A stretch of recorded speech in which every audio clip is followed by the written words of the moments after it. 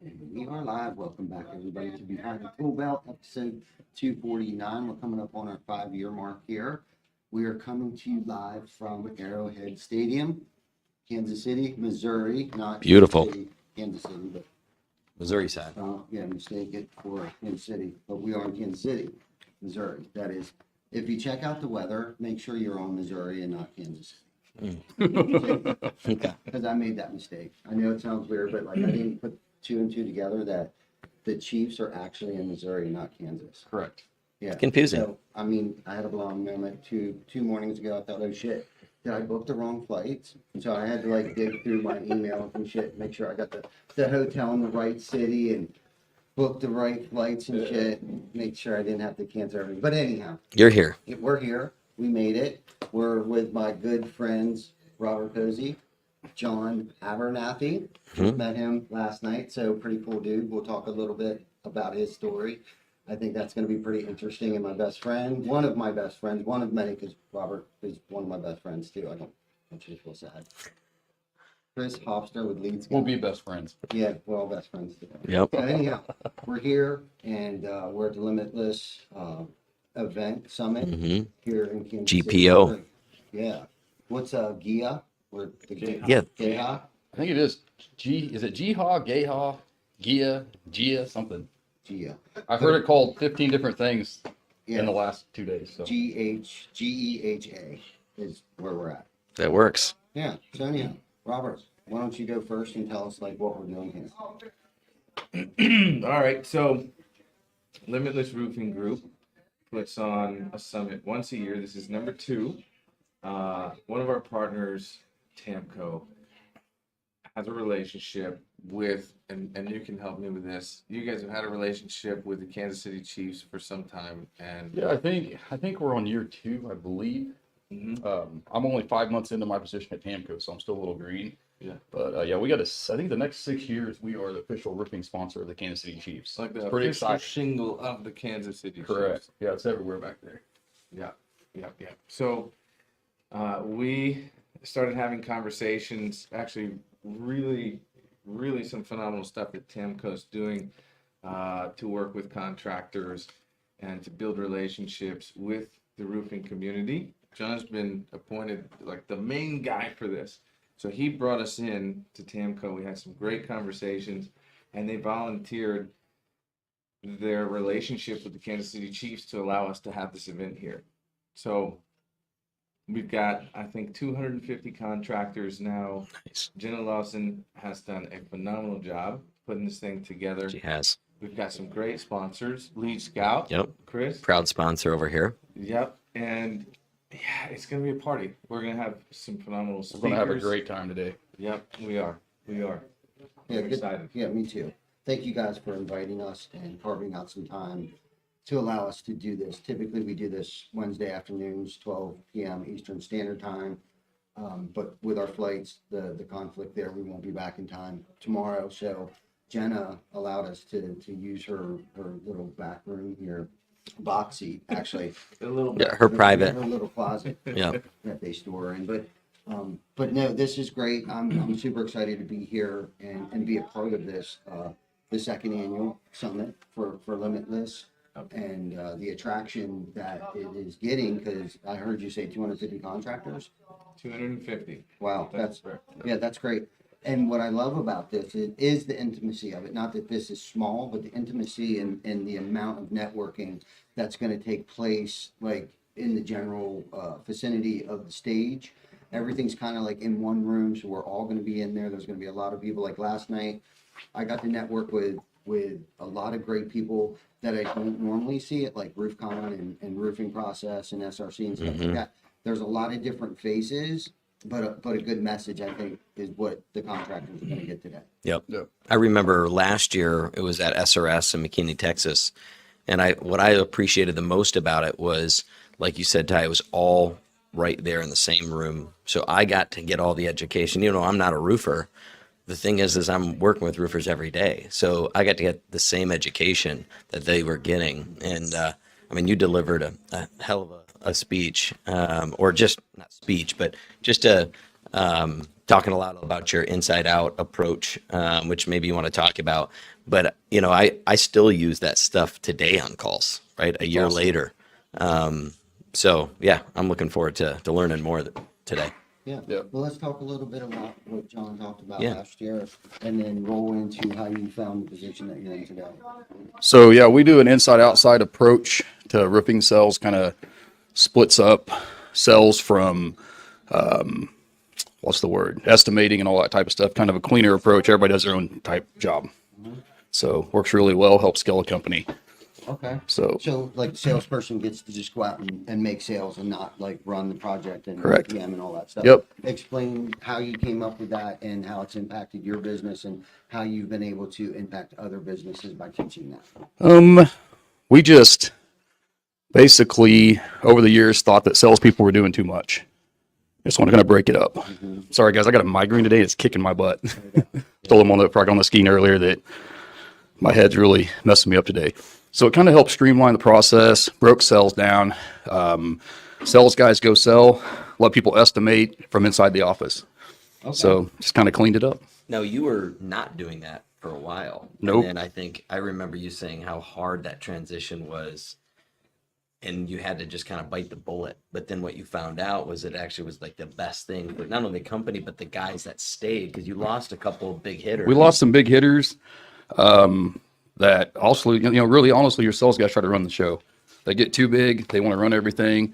We need to streamline it where we weren't really training sales reps, to basically the ins and outs of roofing, and then they go become your competitor. So, the company kind of come down a little bit. Then over time, as we rebuilt the team, got guys just focused on sales, things got really, really good. Yeah. Now, during that transition, did they go from 1099 to W-2? Correct. Yeah, we seen it coming, the writing on the wall. We actually got hit with 1099ing roof salespeople and got a pretty good fine years ago before the laws really started changing the last couple of years. Yeah, so we got in early enough that it didn't cost us a fortune, but it cost us quite a bit. And so we went to W-2, got everybody on W-2. W-2 is a lot easier to kind of control sales reps where they don't feel like they're independent contractors, and you can kind of control the narrative of when they show up, when they go home. You can keep people working. It's like with me, I always feel like, hey, if you're in roofing, and you work for me, you need to be on the job. And a lot of times guys would come in and work a couple hours, they'd go home, and you never knew what they were doing. And that was a more structured approach to roofing. As you get that, you got guys that are showing up every day, putting in 100%. They focus on sales. They're actually out there on the door. We actually changed that and went to a canvassing model also.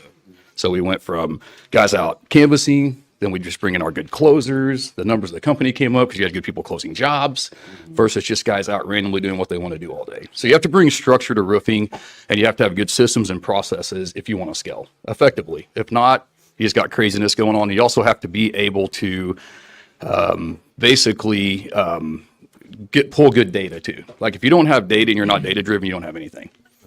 So I know a lot of companies that go out, they dump a lot of money in marketing. They have no idea where their marketing goes. They just throw it out there and hope it gets a return. You really need to be able to see exactly where money's going, what you're doing, right, in order to scale effectively. And that's what we kind of were able to pull together. Absolutely. I like the way that you put it in terms of process. So there's a guy named Stelly FT. He's not in the roofing space, Right. but he designed a CRM and he's had a couple of like giant exits. This guy's done 2 exits north of $600 million. Holy cow. So Stelly was speaking on stage. There's a video of him explaining his story, but he's speaking on stage and he's got a flight that afternoon, but he looks at the roster for the following speakers, and there's a guy who's a prolific sales manager. He never says the name, so I don't know the name. So he canceled his flight. He wanted to see this guy speak. And he watches this speech, and he said he was expecting fireworks, but there weren't fireworks. It was a great speech, but there were no fireworks. So Stelly waited till afterwards, met the guy backstage, and was like, hey, man, where were the fireworks? Like, I thought you were like the guy. And the guy laughed, and Stelly said his response was, you know what's funny about that speech? Every one of my sales reps can give the same speech. Every single one of them. Yep. It's that You have to have people consistent on the same page. I'm a firm believer in rolling out a great sales process where everybody does everything the same. I know at one time in business, as you grow, right, another level, another devil, right? As you grow, things change. 3 million to 6 million looks totally different. 6 million to 10 looks different. And as you scale a business, everything changes. And I always encourage people to get a good system and process all the way through production, all the way through the sales presentation and everything. You can take guys that aren't the best sales guys, get them producing at a high level if they're in a good sales process. So, Yeah, agreed. Yeah, I heard you talk a lot about data, and I know you're a data guy. So why don't you talk about the importance of collecting that data for SOPs, KPIs, and marketing purposes? Man, that is a super broad question. Right, but I know you kind of Yeah. like the importance of collecting that data so you can make Well- intelligent decisions later on. If you're. So there's two quotes that stand out to me. The first one is perception is reality until proven otherwise. Mhm. So anytime you speak to your team, you speak to your managers, you speak to the owners, everybody has their perception. If I want to prove them otherwise, I don't want to just convince them because it's me talking. I'd like to give them data and help them see or have a new perception, have a new realization. correct. The second quote is, "You can't grow what you don't measure." Yep. So with those two quotes, I learned those at separate times in separate meetings from people who were relentless about data, and it became a part of my DNA. If we do something, we have to have data. Period. Because I don't have it. You know this. You know this. Eventually, you don't have time to twist people's arms anymore. But if I have a use case and a proof case, then we can just make decisions and nobody's emotions have to be involved. So I always say, what you can't measure, you cannot scale. It's impossible. Yeah. It's impossible. I see it every day in roofing companies, especially guys that just ramp up. I was talking to a guy last night. I went from 7 to 20 million. I have a mess. You know, they don't know if they're making money. They're just going through the motions. You have no idea. And you know, it's what I was telling them. I hate the way we do roofing where we say, hey, our identity, we're a $3 million company, $10 million company, 20, whatever it is. Really, the truth is I've seen guys doing 15 million, they ain't making a nickel. I've seen it multiple times. We're going bankrupt. We can't even pay the light bill. I'm like, you're doing 15 million, you can't pay the light bill. What you can't measure, you can't scale. If you don't know what your profit is, you're in trouble. I tell my wife that all the time. I'm like, you know, if we are not tracking profit in the company, we're wasting our time. So are we doing that for bragging rights? It's really, we all should stand up and say, how much profit do we make? I mean, nobody wants to do that. But that's the reality. Yeah, that's the real flex, the net profit, not gross. Correct. Net profit. Yeah, and how do you get there, and how do you keep it, and how do you raise it? Do you know which levers to push? You know, which buttons to start to push to gain that net profit. That's something that early on in my career, I too just kind of watched the till turn. I wasn't necessarily paying attention to the net profit, and then in 2008 the recession hit, and that's when it was like, holy shit. You know what I mean? You get top heavy in a hurry. Yeah, you get things slow down. Right. You keep the same people. Exactly. You don't know when to make the switch. If that's what I was telling you the other night. You have to be able to make the switch overnight. You're a business owner. If you have to let some people go, lay some people off. I'm a big fan of automated this day and age systems and processes and automations where you can, instead of have to have three people hired on doing a job, you can have one or two. We all need to try to lean up with private equity coming hard into the space. That's what their goal is.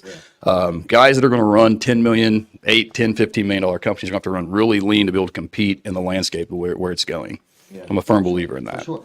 And you got to make it easily duplicatable, easily trainable to your team. Because like you were saying, that sit there and twist somebody's arm, and I can only imagine what you went through from changing your business model from 1099 basically subcontractor to a W-2 employee. I remember when we had to go through that transition too, and we got hit. Workers' comp audited us 2 years in a row, and we ended up paying 25 cents for every dollar. Sucks, doesn't it? Everybody.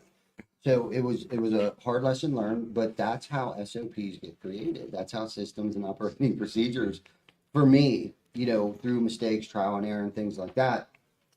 But the thing that I noticed when we switched over to W-2, the quality of people correct that we started to attract. Now, they weren't all from the roofing industry. It was just people that were actually like looking for a career, people that had to pay child support but needed somebody else to take it out, somebody that wanted to pay taxes and receive a tax return at the end of the year. Benefits. So, people want benefits. Yeah, absolutely. So what you've done essentially, in your case, and in my case, is that we've created a career for people. You're no longer a subcontractor building a business within the business. And I think that's what a lot of these 1099 sales people think, that They become loose cannons. Yeah. One day they're working over here, the next Right. day they're working over there. Whoever gives me the best deal, and they pull too much business with them. Yeah. So the business has to control the business. You can't have a sales rep that controls your company. If you do, I mean, I've seen so many guys I've coached and worked with that call up and they're like, oh my gosh, and they're just in a panic. So-and-so has been with me for 10 years. The top 20% do 80% of the business. It's that way throughout the industry, right? Well, and they're not representing your company well, because your team is your brand. So if they're wearing 3 different hats because they're working for 3 different contractors that they're selling for, they're not necessarily representing your company, their company, which should be their company as well. Correct. Is how they should feel. They're not representing it well. And how can you have a culture when, like you said, and I've used the same terminology, a wild, wild west, where they're just kind of out gunslinging? It literally is the wild, wild west. Yeah. I've been there. And one thing I appreciate about the industry today, with social media, with all the different avenues out there, is you can get help. So back 15 years ago, 20 years ago, I've been in it for 23 years. Remember when I first started, it was the school of hard knocks. Like, we figured it out by making mistakes. You know, I always tell people, I can tell you what not to do. We could probably talk about what not to do, because, making mistakes is where you grow, you get better. So, like, people have an advantage to come to events like this and leverage them, because you can hear from a lot of guys that have made the mistakes and they can save you 5 years. Oh, yeah. Not everything you put on paper that sounds like a good idea is a great idea. And so, That's part of what you guys are doing with Behind the Tool Belt, right? Yeah. And there's all kinds of this content out there. I mean, you guys are sticking with it 249 weeks so that you can share this kind of stuff with the guys out there that, we talked to, blanking on his name now, Blake, right? And Lauda last night. And they're a young couple.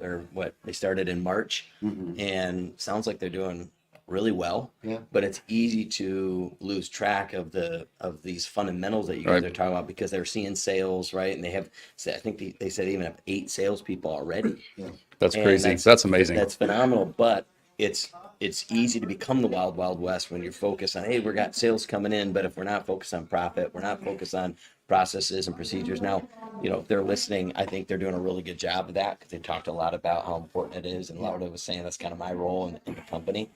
But these platforms, like you're saying, is just free advice. I mean, being in the door-to-door space, a lot of guys say, well, do you have any advice on scripting or objection handling? I'm like, just go on YouTube. Because whatever It's all there. Yeah, whatever it's I all tell there. you, it's Adam going to be Benson's something that whole I thing is there. am repeating from Deshaun Bryant Yeah. or Tony Hody, or all the content's out there already. And so you're right. I mean, Yep. it's amazing what's available. Yeah, it used to not be. It's No. crazy how far we've come in 10 years, really. Yeah, I was gonna say Right? 5, 10 years. for sure. Yeah, because I wish we would have had. Shit, I remember when we were running Yellow Book ads. We didn't even have a website. You know what I mean? And then Yellow Book went to digital. So then that's how our website got created. That's where, because we started 321 Gutter Done, because I couldn't afford keywords like roofing. That's such a Yellow Pages domain name too. Yeah. And we stuck with it. That's what Yeah. it does. We do have www.tcbacker.com. 50K for but- the Yellow Pages ad and 2 million in sales, right? Yeah. Easy. That's funny. But we did what we had to do to get by, and a lot of it was networking and referrals. We didn't have social media. And that's what I'm actually going to talk about at my breakout at RoofCon is, the importance of partnerships and networking with manufacturing, distribution. It's all about relationships. Yeah, totally. 100%. 50% of our business today is referral based or return Yep. customers. And I was just talking about, like, you need to, if you can't track, and if you are tracking where they are coming from, you should pay attention to how many are return customers. If 10% of your business is referrals, then you should shoot for 20%. Once you reach 20%, you should go for 30%. But I think the rule of thumb is 50% of your book of business should be return customers and referrals. That's just my opinion. I don't think we should rely so much on Google, pay-per-click ads, organic, SEO. I mean, you can spend $1 million on Google and still not. And I think that's what everybody thinks where the silver bullet is. Like, the more, if I pay a marketing company to come in and market our business, that's great. You need that. But if you haven't built a brand and if you haven't built a reputation yet, what are you marketing? Nothing. What are you spending money on if you haven't built that like no trust? And let's talk about respect. Like if no one even Well- respects you in the space, like And to are they John's going to use you? and to John's point, the process is too, because even if you have the marketing Mm-hmm. at scale, if you get your marketing right and your sales team doesn't know how to convert it, ask anybody who has ever run an agency and sent leads to a roofing company or any kind of company. They can get leads, but so many times, if you do a spot check and just call your team Mm-hmm. and just see how they answer the phone, just see if you're happy with the way they answer the phone. See if you're happy with the way that they delegate the lead out to the sales team. See if you're happy with the sales team and how they follow up with you or confirm your appointment. Every one of these is a breakage point, and Cost per acquisition, buddy. You have to know your CPAs. If you don't know that, you don't have anything. To his point, you can go throw tens of thousands of dollars at Google and never sell a job or not sell very many. yes. Yeah, for sure. I think we've all been there. And 5 minutes? I'll say this, just one last thing on people seeking or taking advice or mentorship. Man, I get to meet a lot of roofing companies, and we get to invite them to take part, even in free things. And the resistance, there's an ego, there's an air of like, I'm too good, or I don't have time for free advice. Sometimes you do have to be careful where you get it from, but sometimes you need to put your ego in your back pocket for a minute. The way I call it, and kind of the premise of this event here, we're calling it time travel. If it takes 10 years to go learn a hard lesson, and you could ask either one of these two guys, We would know, yeah. 10 years to go learn a hard lesson, but I could give you one sentence that if you listened to me without question and implemented that in your business, it would prevent you 10 years. You wouldn't lose those 10 years of heartache and touching hot Correct. frying pans. Your business just doesn't have to suffer that. We made the mistakes. And so you don't have to. Yeah. And yeah, you learn a lot over the years. Like experience is, in my opinion, still the best teacher. Sure. Yeah, you definitely don't touch the hot frying pan twice. No. You learn quick, especially when it affects your pocketbook. Yeah. No doubt. Usually it does cost you something though before, at least for a knucklehead like me, I gotta, even though you're telling me, because I feel like you're talking to me, even, by the way, but I'm a knucklehead. I can be egotistical. I'm a control freak, and it's not a good idea until I think it's a good idea. But we know a lot of us are like that. And like you were talking about, it's like we can save you 10 years, 10 years of a lot of money, a lot of heartache, a lot of pain, a lot of missed time with your family, because that was something that I did too. But there is going to be a sacrifice up front. I don't care what business you're starting.